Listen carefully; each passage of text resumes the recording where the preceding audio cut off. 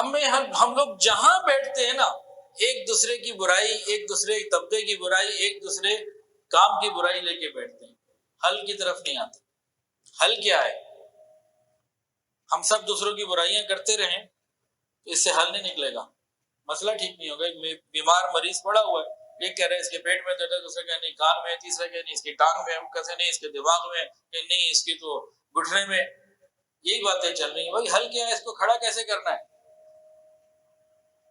تو جناب عالی جو اپنی معیشت کھڑی کرنا چاہتے ہیں، انفرادی یا اجتماعی، ہم جتنے لوگ یہاں بیٹھے ہیں، جو یہ چاہتا ہے کہ اس کے رزق کے مسئلے حل ہو جائیں، اس کی معیشت ٹھیک ہو جائے، زندگی سکون میں آ جائے، تو پھر وہ نسخہ سن لے اور سمجھ لے اور عمل کرے۔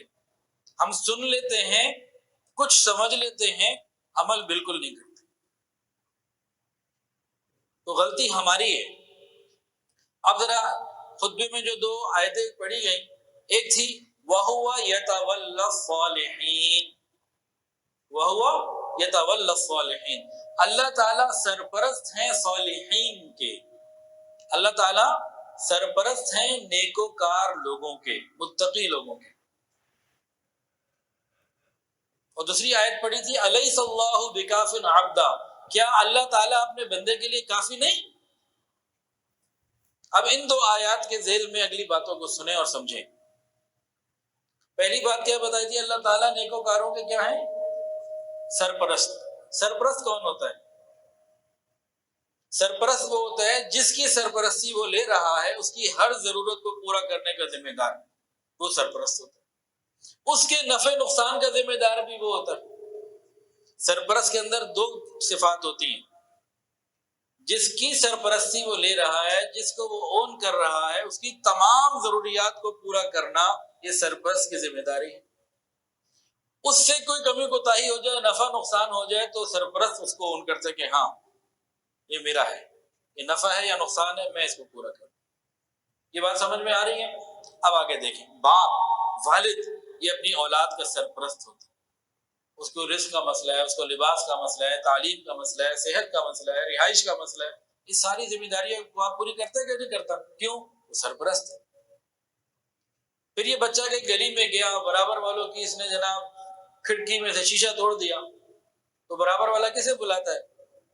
گلی میں ہوتا نا، بچے کھیل رہے ہیں، کسی کی جا کے بال لگ گئی، شیشہ ٹوٹ گیا، تو آتے نا بھائی، تو سرپرست اس کو ذمہ داری لیتا ہے، پیسے دیتا ہے، اچھا بھائی یہ پیسے لے لو بھائی، کام کرا لو، ایسا ہوتا ہے۔ اس کو سرپرست کہتے ہیں، یہ ضروریات پوری کرنا اور نفع نقصان کی ذمہ داری بھی اون کرنا، یہ ہوتا ہے سرپرست۔ اب اگلی بات اور سمجھیں، فطرت انسانی فطرت یہ ہے کہ سرپرست کی موجودگی میں انسان کو کوئی پریشانی نہیں ہوتی، اطمینان ہوتا ہے۔ فطرت انسانی کیا ہے؟ اگر کسی کے سر کے اوپر کوئی سرپرست موجود ہو، وہ پرسکون ہوتا ہے، بے فکر ہوتا ہے۔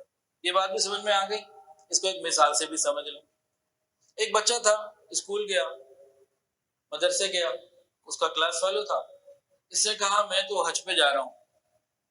کلاس فیلو ذرا سمجھدار تھا، اس نے پوچھا پاسپورٹ بنوا لیا؟ کہتے نہیں۔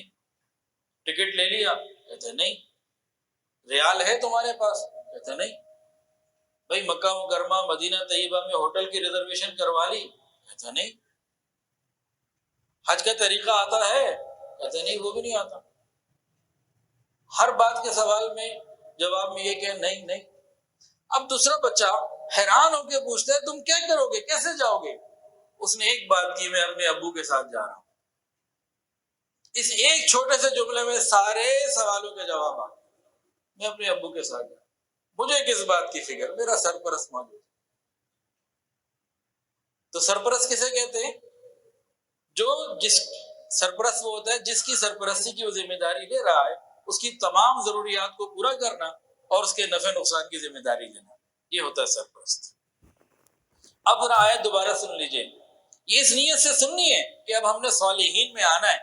یہ شکوہ اب آج کے بعد بیان سننے کے بعد کسی نے کیے نا، اللہ یہ مجھے تنگی ہو رہی ہے، آپ نے دور نہیں کی، تو اپنے کان خود ہی پکڑ لیں، حجت پوری ہو جائے گی انشاءاللہ تعالی۔ اللہ تعالیٰ فرماتے ہیں وَهُوَ يَتَوَلَّى الصَّالِحِينَ، اللہ تعالیٰ سرپرست ہیں نیکوکاروں کے. کیا اس کا نتیجہ نکلا؟ میں اور آپ نیکوکار ہو جائیں.